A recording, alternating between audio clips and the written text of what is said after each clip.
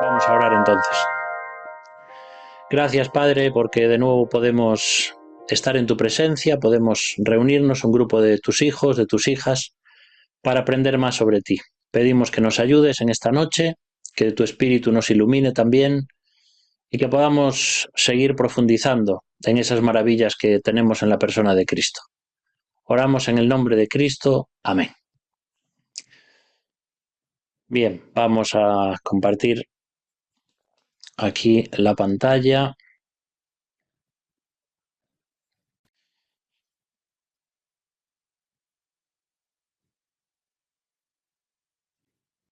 Muy bien, surgía una pregunta la semana pasada cuando veíamos acerca de la encarnación de Cristo, cuando Él estaba en la tierra y Él se hizo humano y entonces tenía una naturaleza humana. ¿Era su naturaleza divina la que sostenía el universo o era el Espíritu Santo? Creo que os acordáis que una hermana preguntaba esto y decía, bueno, el Espíritu Santo también sostiene la creación mientras Cristo estaba en la tierra, o era simplemente la persona del Hijo en su divinidad la que lo sostenía. Bueno, como vimos, Cristo seguía sosteniendo el universo mientras era Dios hombre, pero también lo hacía el Espíritu Santo. Sí que no lo hacía solamente la persona del Hijo, aunque hay versículos que nos muestran que Cristo es quien sostiene y quien sustenta todo el universo. Algo que se responde en la cuestión de la Trinidad y en cuanto a este tema es que dentro de la forma trinitaria, dentro de la economía, de la forma de funcionar de la Trinidad, las obras de Dios hacia la creación son indivisas.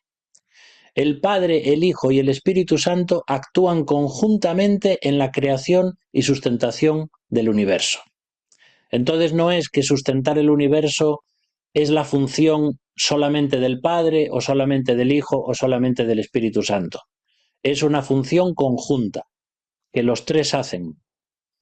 Aunque las tres personas de la Trinidad tienen funciones diferentes, eso no significa que no trabajen en unidad, porque los tres son un mismo y solo Dios.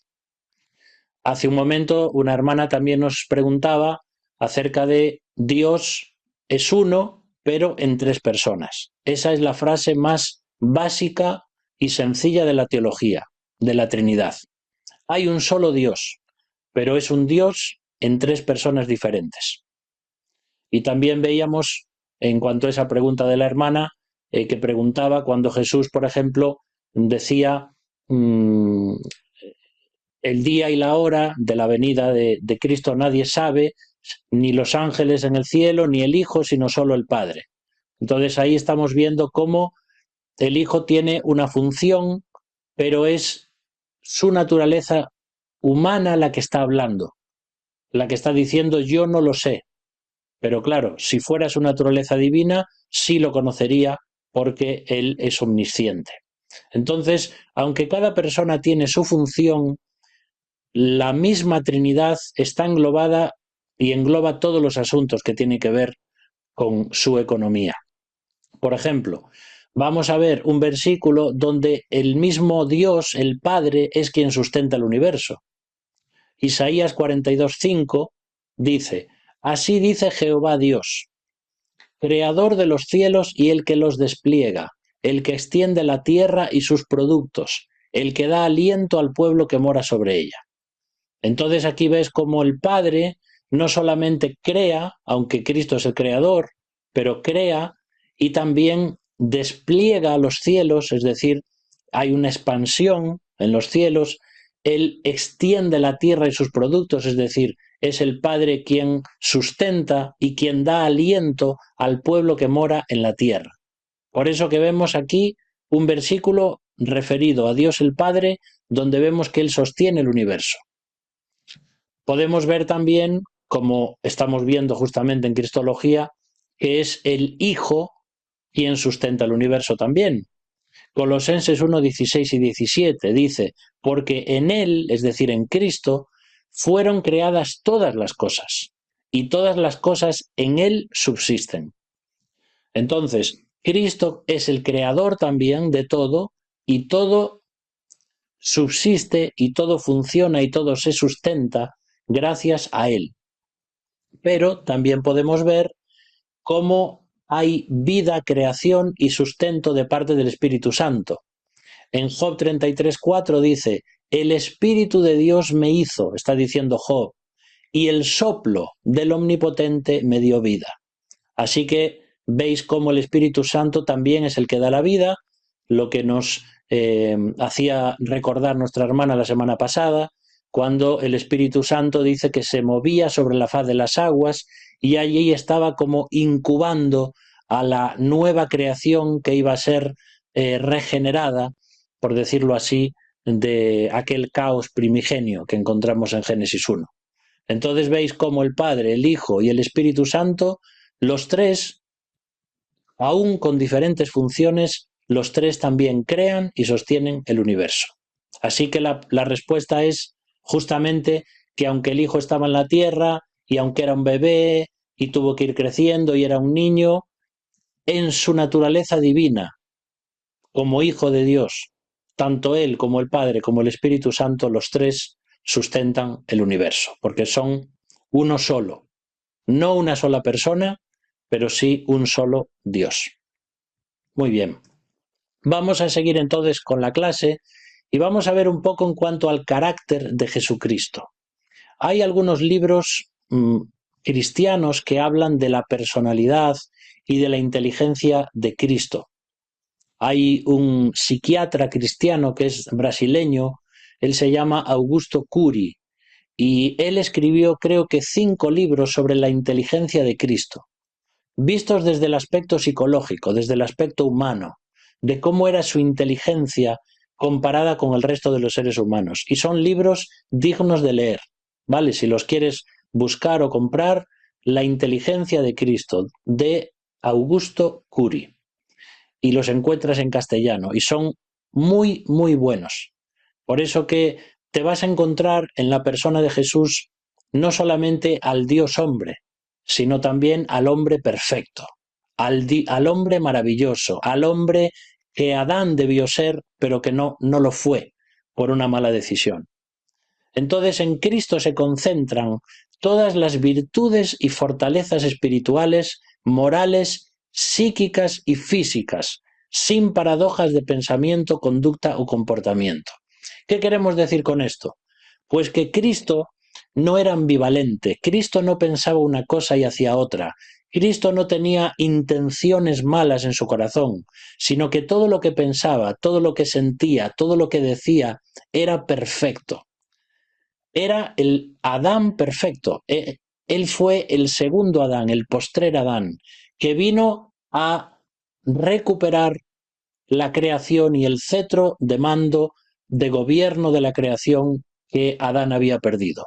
Por eso que cuando ves a Cristo, estás viendo a Dios mismo.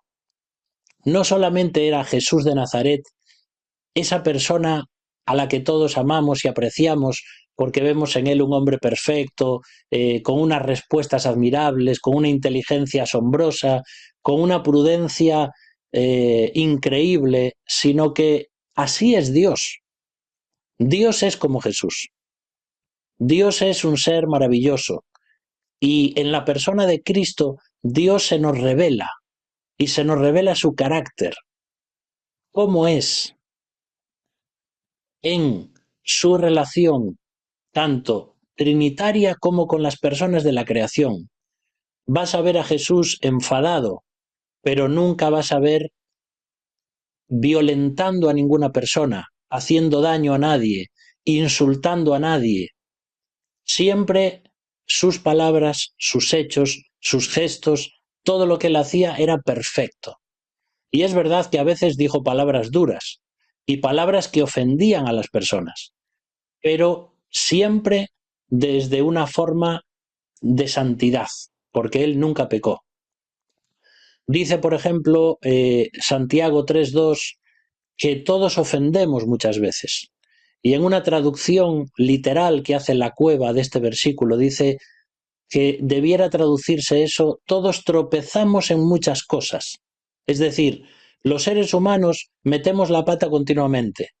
Hablamos mal, decimos algo que no debíamos decir, o no decimos algo que debíamos decir, o tratamos mal a nuestros semejantes, o tenemos una palabra más alta que otra, o nos equivocamos en el trato con nuestro cónyuge, o con nuestros hijos, o con el jefe, o en la calle, o conduciendo el coche. Es decir, ofendemos. Todos ofendemos muchas veces. Pero en Cristo no hay ninguna ofensa que esté hecha para hacer daño a las personas. Por eso que Cristo jamás tropezó en el sentido de pecar. Él jamás ofendió a nadie para hacer daño, aunque él habló muy duro, por ejemplo, a los escribas y fariseos y les llamó hipócritas, serpientes, víboras, sepulcros blanqueados. Habló palabras muy fuertes, pero desde la santidad, desde esa santidad tal que no podía permitir que aquellos religiosos a los que se les habían dado las llaves, digamos, de la religión y del conocimiento de Dios, estaban sometiendo al pueblo de una forma tal que el pueblo no podía con esa religión.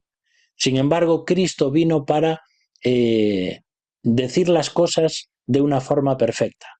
Si recuerdas aquel versículo, creo que está en Isaías, donde dice, profetizando acerca de Jesús: Él no levantará su voz en las calles y no quebrará la caña cascada ni el pábilo que humea. Es decir, Jesús vino en humildad. Jesús vino como un cordero. Jesús vino para transmitirnos el amor del Padre y del Espíritu. Vino a revelarnos a Dios. Dice literalmente, vino a hacer la exégesis de Dios. Es decir, vino a enseñarnos lo profundo de Dios, pero de una forma sencilla.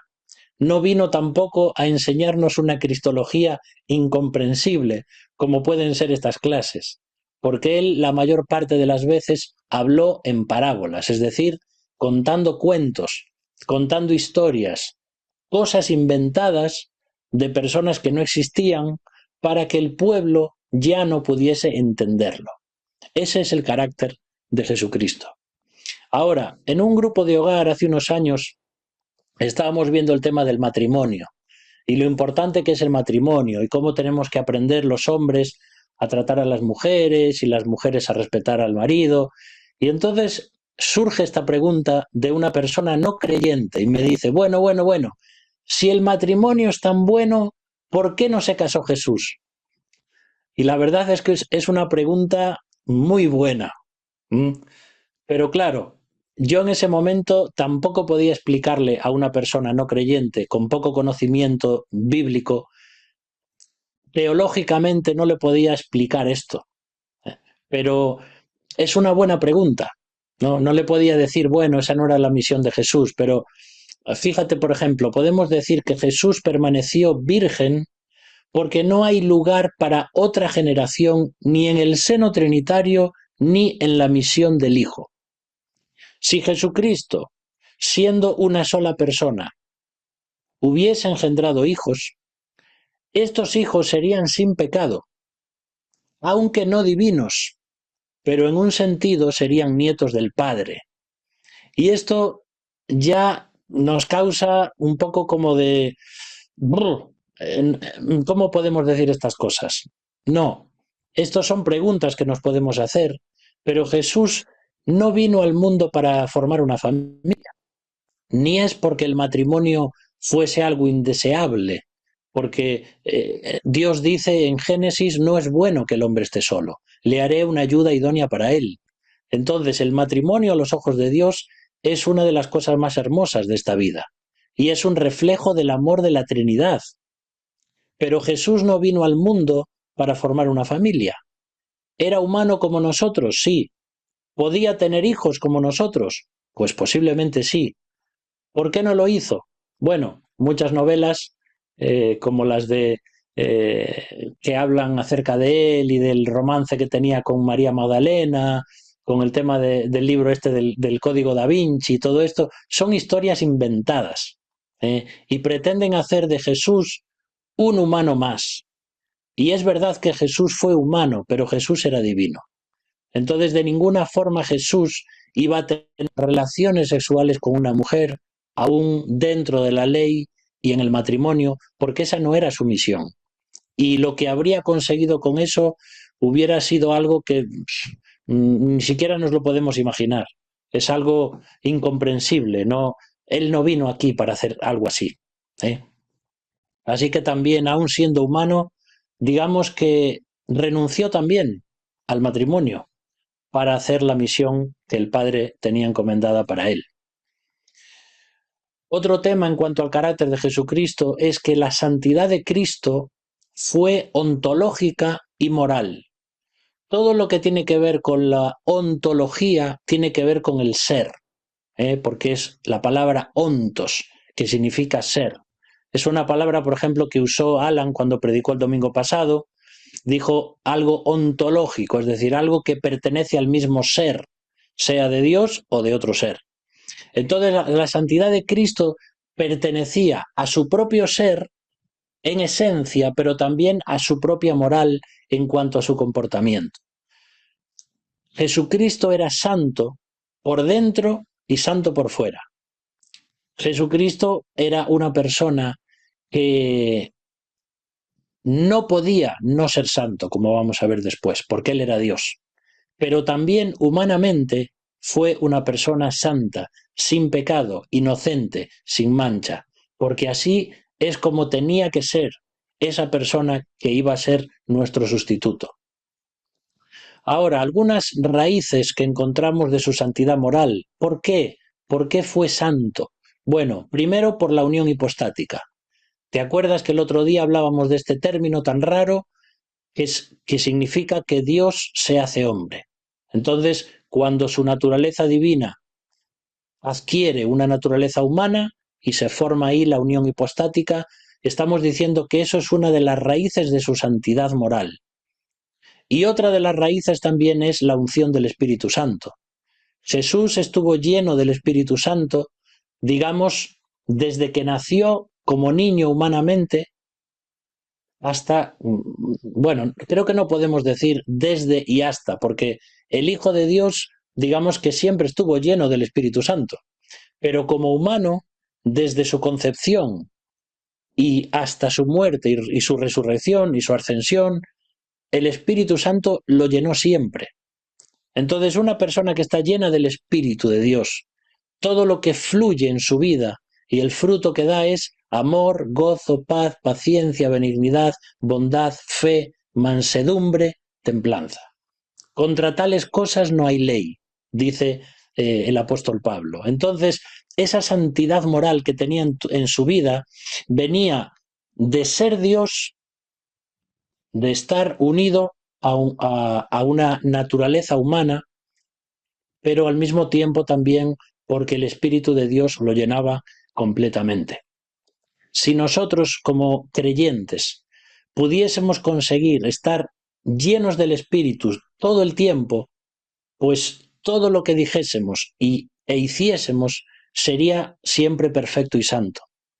Pero muchas veces, debido a nuestra pecaminosidad, a nuestro viejo hombre, a nuestra naturaleza pecaminosa, al mundo, a Satanás, a las tentaciones, pues no somos capaces. ¿Podría un creyente estar lleno del Espíritu continuamente? Bueno, ese es el ideal, pero creo que no es posible que un cristiano viva hasta que su cuerpo esté glorificado, como vamos a ver.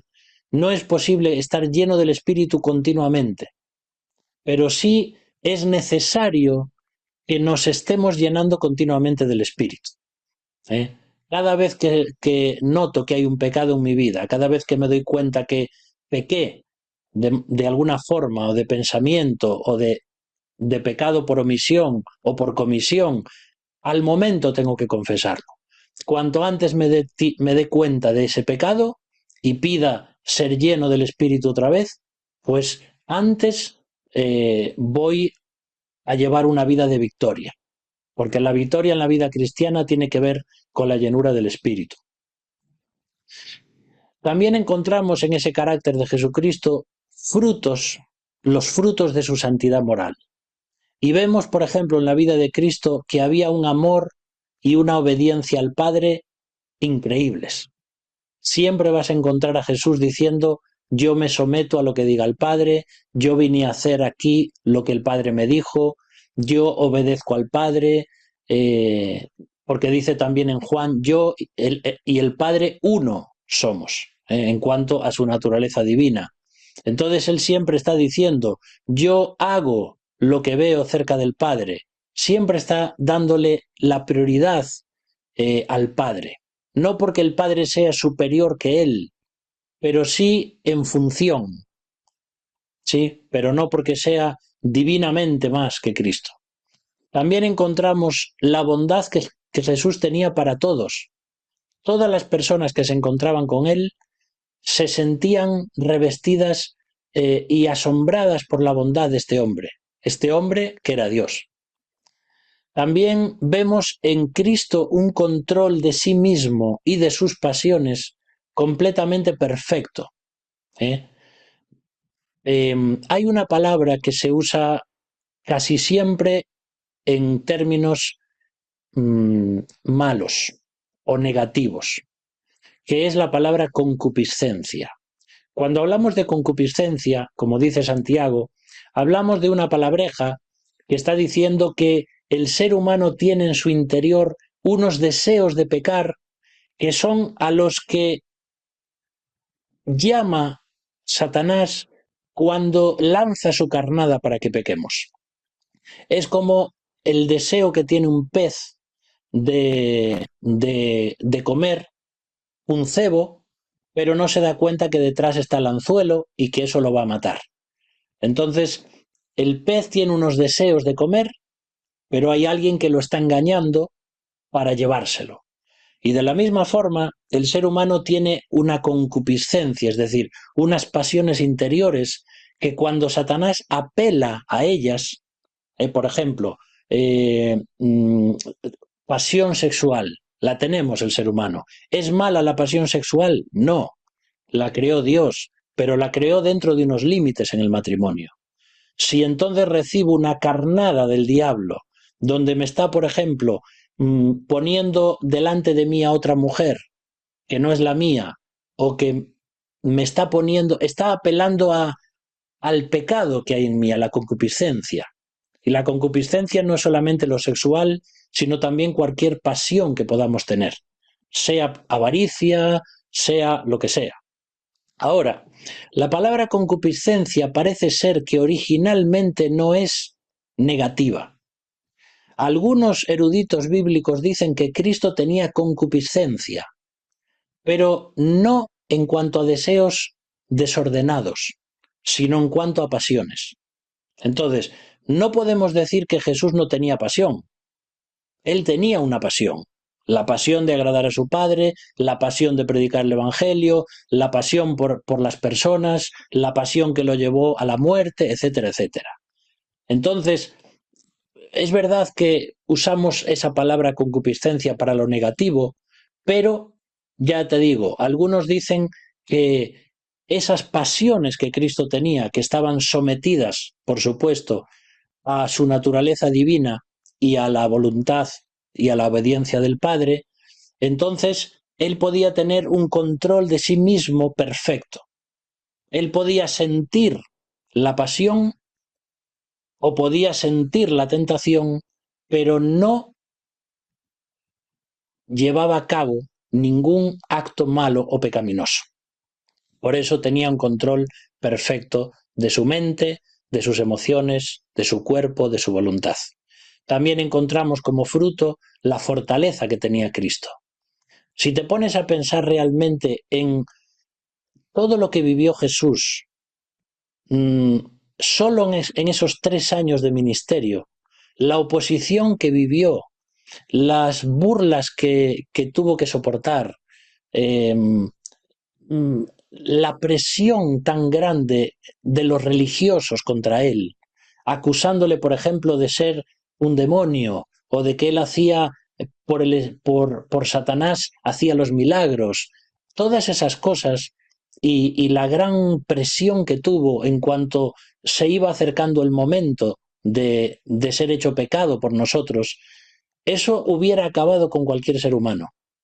Por eso Cristo era una persona de mucha fortaleza, aunque también hubo momentos en los que tuvo que venir, por ejemplo, un ángel del cielo para fortalecerle en el Getsemaní, porque si no posiblemente hubiese muerto allí, debido a la presión tan grande que tenía. Pero era un hombre fuerte, era un hombre de fortaleza y también un hombre muy prudente. Si lees cada pregunta y cada engaño con la que le venían siempre los fariseos o los escribas o los religiosos, te vas a admirar de las respuestas de Jesús. Uno dice, ay, a mí también me gustaría responder así, tener esa prudencia para saber cómo responder, cómo decir esto, cómo no decir lo otro, cómo te están poniendo entre la espada y la pared y sabes que si dices una cosa, gana la persona y si dices otra, también gana la persona. Es decir, a Jesús lo ponían en jaque, como en el juego del ajedrez, continuamente, continuamente. Estaba en jaque. Y casi en jaque mate sería para un ser humano. Porque si a nosotros nos hubiesen hecho las preguntas que le hacían a Jesús, no hubiésemos tenido respuesta. Pero Jesús tenía unas respuestas y una sabiduría, y no solamente por ser Dios, sino también por ser un ser humano perfecto y por tener una prudencia admirable. Entonces, es muy bonito estudiar el carácter de Jesucristo. Algo que también es importante, muy importante en cuanto a su carácter, es su impecabilidad. Y este es un tema importante. Eso ya sabes que significa que Cristo no podía pecar. Y aquí entramos en un posible debate, porque hay quien dice que Jesús podía pecar y otros dicen que no podía pecar. ¿Por qué se dice esto? Porque si Jesús no podía pecar, entonces él es porque no sentía la tentación. Y si Jesús podía pecar, entonces, ¿cómo podía pecar si él era Dios mismo? Y a Dios nadie le puede tentar, ni él tienta a nadie. Es decir, Dios no puede pecar. Entonces, ¿cómo vemos en la persona de Cristo, que tiene naturaleza divina y naturaleza humana, cómo podemos unir estos dos conceptos del pecado? Bueno, Juan 8:46 nos dice, y Jesús le está hablando aquí a las personas, ¿no? Le dice, ¿quién de vosotros sería capaz de demostrar que yo he cometido pecado? O como dice la Reina Valera 60, ¿quién de vosotros me redarguye de pecado? ¿Quién se atreve a decir en qué he pecado? Nadie, porque Jesús no pecó jamás. Jesús heredó las debilidades físicas de nuestra naturaleza, pero no el contagio del pecado. ¿Cuáles son las debilidades de nuestra naturaleza? Tener hambre, tener sed, estar cansado, etcétera, etcétera. Eso tenía que formar parte de su nueva naturaleza humana para ser como nosotros, pero el contagio del pecado no. Entonces, vamos a seguir viendo las tres condiciones del ser humano en relación al pecado, para ir explicando un poquito esto de que Cristo no podía pecar. Primero, primera condición, es la de no poder pecar. No poder pecar significa que es imposible que pueda pecar. ¿Quién es esa persona que no puede pecar? Cristo. ¿Puede pecar el Padre? No. ¿Puede pecar el Hijo? No. ¿Puede pecar el Espíritu Santo? No. Ni podrán pecar los creyentes glorificados. Es decir, cuando nosotros o muramos o seamos llevados a la eternidad y seamos glorificados y tengamos un cuerpo como el de Cristo, ya no podremos pecar.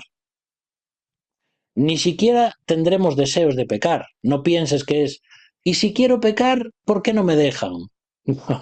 No, porque no vas a tener esos deseos, porque ya eres participante de la naturaleza divina. Entonces, cuando estemos en la eternidad, no va a haber deseo ninguno absolutamente de pecar. Por eso que los únicos que no pueden pecar son Cristo y los creyentes glorificados. Ahora, otra condición, que es el poder no pecar. Parece que es un juego de palabras, pero, por ejemplo, Adán y Eva, antes de la caída, tenían el poder para no pecar. Adán y Eva podían decidir no pecar. Podían decir, la serpiente me está engañando, pero yo no la voy a obedecer. Y Adán podía haber dicho a Eva, Eva me está diciendo que coma del fruto, que desobedezca a Dios, pero no lo voy a hacer. Eso lo podían haber hecho. Es decir, que ellos podían pecar, pero no tenían por qué hacerlo. ¿Sí? Y luego está la tercera condición, que es el no poder no pecar. Y esto es lo que tenemos los seres humanos. Es imposible que no pequemos. Sí, la condición humana después de la caída es esta, que ya no somos capaces de vivir sin pecar. Somos como el cerdito que ve el charco de barro y se tiene que revolcar en él. Aunque haya sido limpiado y aunque se le haya puesto un lacito rosa, allí va el cerdito cuando ve el barro. Tiene que ir porque es su naturaleza. Y nosotros somos así. Entonces, podemos como cristianos vivir la mayor parte del tiempo posible, ese sería el ideal, viviendo una vida de santidad llenos del Espíritu. Pero antes o después, mientras estamos en este mundo, vamos a pecar. El apóstol Pablo lo encontramos allí en Romanos diciendo, creo que en el capítulo 8, lo que quiero hacer no lo hago, y lo que no quiero hacer, eso hago. Y está diciendo, yo quiero ser santo, quiero servir a Dios, quiero llevar una vida cristiana como Dios quiere, y no soy capaz. Y sin embargo, no quiero pecar, no quiero ofender, no quiero meter la pata, no quiero desobedecer a Dios, y no me queda otra, y al final lo hago, aunque no lo quiero. Y entonces dice, y hallo una ley en mis miembros, que es la ley del pecado. Tenemos una naturaleza que es indomable y que continuamente busca el pecado. Pero ahí en Romanos 8 también el apóstol Pablo nos dice que hay una ley superior, que es la ley del Espíritu Santo. Entonces, cuando una persona recibe a Cristo como Salvador y es sellado con el Espíritu Santo, tiene un poder para vencer al pecado que no tiene ningún ser humano. Por eso que, en teoría, podríamos vivir los cristianos siempre sin pecar, pero en la práctica no es posible. Tenemos un nuevo hombre creciendo en nuestro interior, una nueva mujer, es la simiente de Dios que está creciendo, la cual no puede pecar, dice Primera de Juan. Lo podéis leer allí en la primera carta de Juan. La simiente de Dios no puede pecar, pero pecamos nosotros, porque aún tenemos nuestro viejo hombre y nuestro cuerpo de pecado. Entonces, aunque parezca un trabalenguas esto, es importante, ¿vale? El no poder pecar, como Cristo y los creyentes, el poder no pecar, es decir, que no tendrían por qué haberlo hecho, Adán y Eva tenían ese poder de decisión, pero luego también está el ser incapaces de no pecar. Y esto es lo que nos pasa a los seres humanos. Bueno, Cristo no podía pecar debido a la naturaleza divina de su persona, pero sí experimentar las tentaciones en su naturaleza humana. Si Jesús hubiese pecado, dejaría de ser Dios, y esto es un imposible metafísico, es un absurdo. Es decir, no se puede pensar en un Dios que pueda pecar porque entonces dejaría de ser Dios, y eso no puede ser. ¿Entendemos? Claro, aquí es lo que entramos en el debate de antes, de personas que dicen, si Cristo no podía pecar, entonces Él no me entiende a mí cuando yo peco. Si Cristo no podía pecar, entonces Él no fue tentado. Si Cristo no podía pecar, entonces ¿cómo puede ser un sumo sacerdote que se compadece de mis debilidades?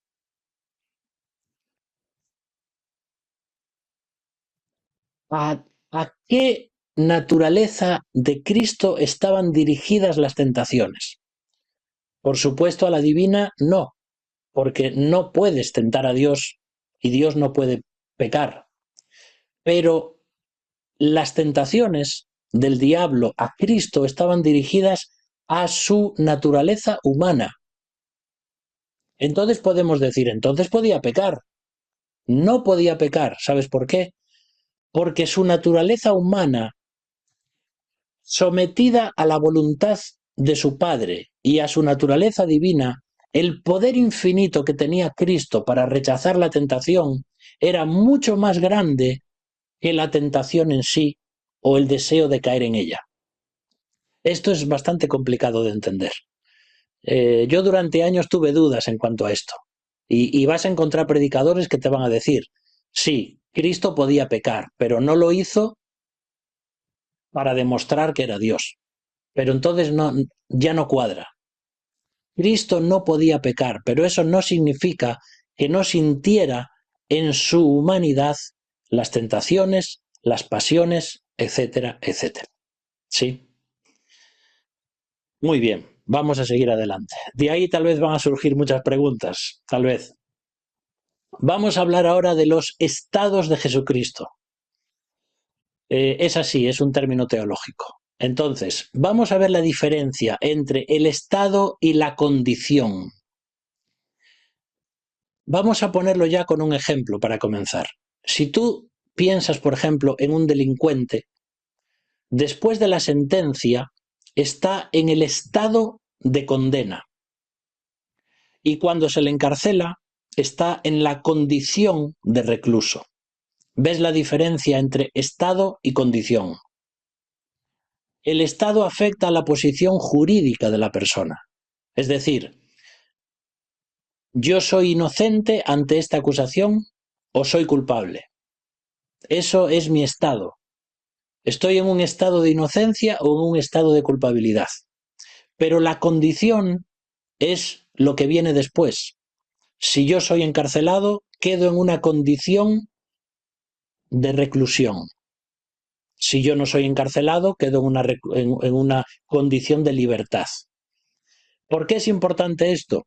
Para lo que vamos a ver ahora. En Gálatas 4, versículos 4 y 5, dice así: pero al llegar el momento cumbre de la historia, Dios envió a su Hijo, nacido de mujer, y ahí encontramos la condición, es decir, cuando el Hijo de Dios nace de la mujer, es la condición en la que se encuentra. Y dice, nacido bajo el régimen de la ley. Esto nos está hablando del Estado. Y sigue diciendo el versículo, ahora ya refiriéndose a nosotros, para liberarnos del yugo de la ley, que era el estado en el que estábamos, y concedernos la condición de hijos adoptivos de Dios. Es un poco difícil, ¿verdad?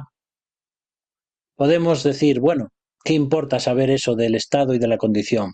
Pero es importante para hablar de qué le sucedió al Hijo de Dios cuando se encarnó. ¿Qué fue lo que tuvo? ¿Fue un estado o fue una condición? ¿Era un estado de humanidad o era una condición de humanidad? Cuando Él se humilla a sí mismo, ¿es un estado de humillación o una condición de humillación? Bueno, son cosas simplemente para hilar un poquito más fino. Filipenses 2.8 dice, y estando en la condición de hombre, se humilló, es decir, estado a sí mismo. La condición de hombre es la naturaleza humana que tomó el Hijo de Dios cuando se hace humano. Esa era la condición en la que se encontraba. Y se humilló. ¿Por qué? Porque bajó, por decirlo así, de su estado de gloria a un estado más bajo. Ahora, creo que ya lo dijimos en algún momento, el Hijo no se humilla debido a que se hace hombre. No era una humillación para el Hijo de Dios hacerse hombre, lo dijimos creo que el martes pasado justamente, porque el hombre y el ser humano son de mucho valor para Dios, pero el Hijo se humilla por dejar su gloria. Ese es el tema de la humillación de Cristo. El Hijo no renuncia a sus atributos divinos, sino que los aparca. Una vez escuché me acuerdo aún todavía, Willy Monjau, algunos lo conocéis, un profesor del Instituto Bíblico allí en Palabra de Vida en Argentina, y nos explicaba esto de los atributos, ¿no? de Jesús. Porque claro, algunos dicen, y es cuando se caen en todos aquellos errores doctrinales y herejías, que Jesús renunció a sus atributos divinos para venir a la tierra. Y eso es una herejía bestial. Jesús no renunció a sus atributos, porque el Hijo de Dios no podía renunciar a su divinidad, sino, ¿cómo iba a dejar de ser Dios? Dios no puede dejar de ser Dios. Entonces, no es que los que renuncia a ellos o que se los quita o que se despoja de sus atributos divinos para hacerse hombre, sino que simplemente los aparca y no los usa. Y entonces Willy nos ponía este ejemplo. Tú imagínate que tienes tu coche o tu carro, como decís en otros países, en el garaje. Entonces tú tienes que ir a algún sitio y puedes decidir, ¿voy en coche o voy caminando? Ese coche es tuyo, tienes todo el derecho de usarlo, pero dices, no, no lo voy a usar, lo dejo ahí aparcado y voy a ir caminando. Bueno, y él nos explicaba, esto es lo que hace Jesús. Jesús tenía todo el derecho de usar sus atributos divinos, pero no es que se los quita, ni que se los arranca de sí mismo, sino que simplemente los pone a un lado y no los usa mientras se hace hombre, aunque sigue siendo Dios. Bueno, son ejemplos que te pueden servir para entender un poco esto. Ahora vamos a hablar un poquito de la necesidad de la encarnación. Era necesario la encarnación. Las tres personas divinas intervinieron en la encarnación del Hijo. Porque aquí surge una pregunta. ¿Quién se encarnó? Se encarnó el Hijo de Dios. No se encarnó el Padre, ni se encarnó el Espíritu Santo. Las preguntas pueden surgir también. ¿Podía haberse encarnado el Padre? ¿Podía haberse encarnado el Espíritu Santo? Bueno, si estudiamos ese tema en profundidad, llegaríamos a la conclusión de que no. Solamente el Hijo tenía que ser el que iba a ser encarnado, pero las tres personas trabajan en la encarnación del Hijo.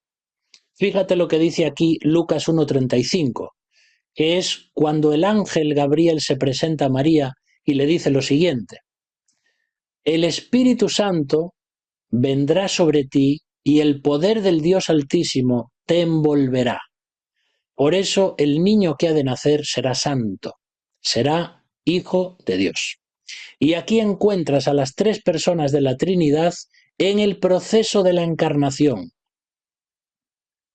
Encuentras el Espíritu Santo va a venir sobre María, el Dios Altísimo va a envolver a María y el Hijo de Dios va a nacer y a ser gestado dentro del vientre de María.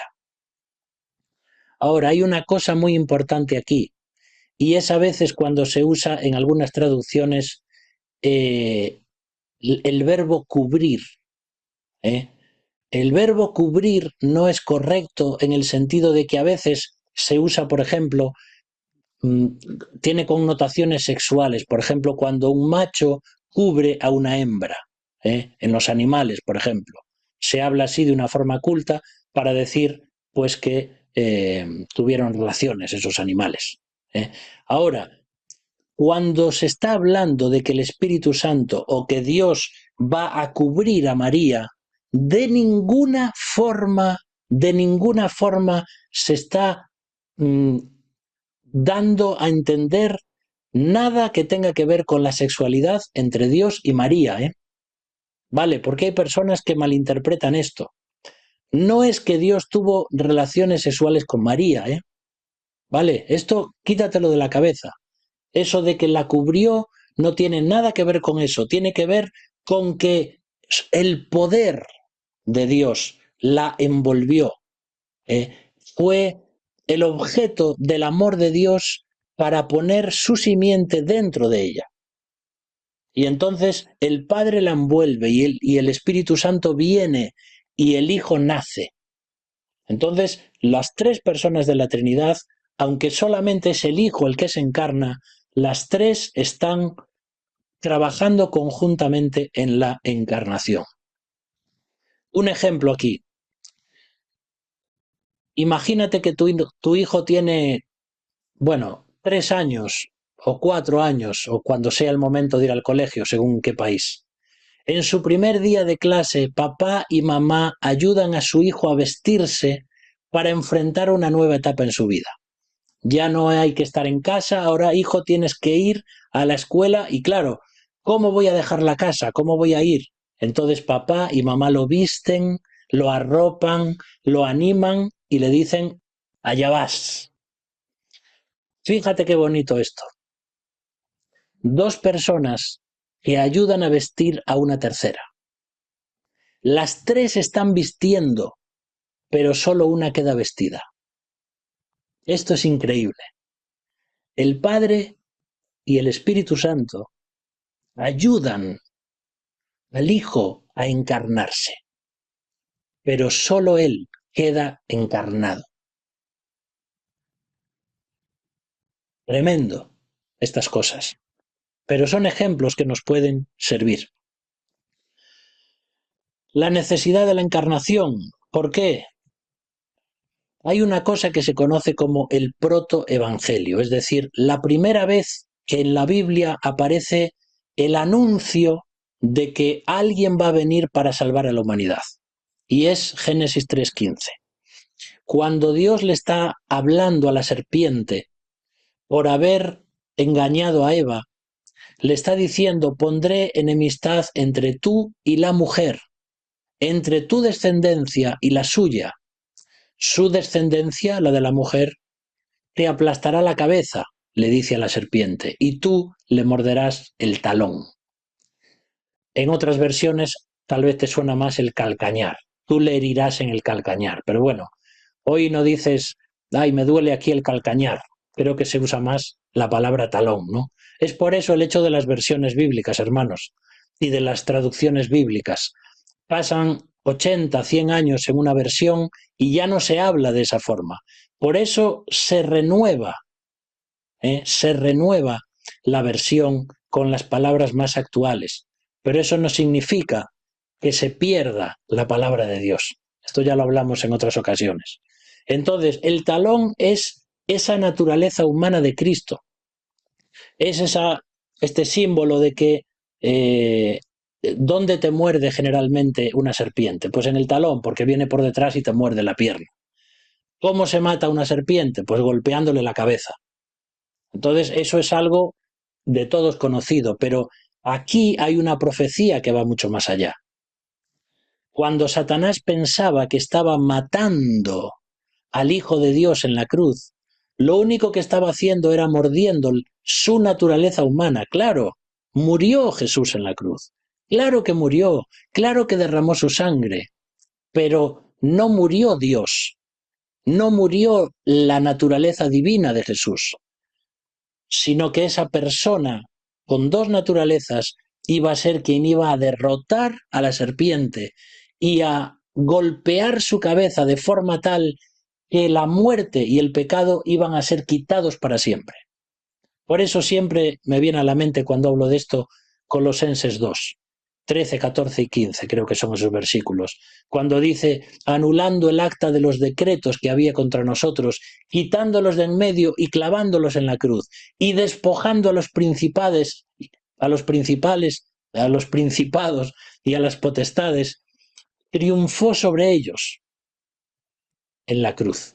Entonces, ahí encontramos cómo, aunque Satanás quiso destruir al Hijo de Dios, pensando que con la crucifixión iba a terminar con él, lo que estaba haciendo sin darse cuenta era justamente matarse a sí mismo, Satanás. Porque de ninguna manera pensaba que esa muerte de Cristo iba a traer para él la derrota eterna y la derrota de la muerte. Por eso, cuando hablamos de eso, hablamos de la naturaleza humana de Cristo.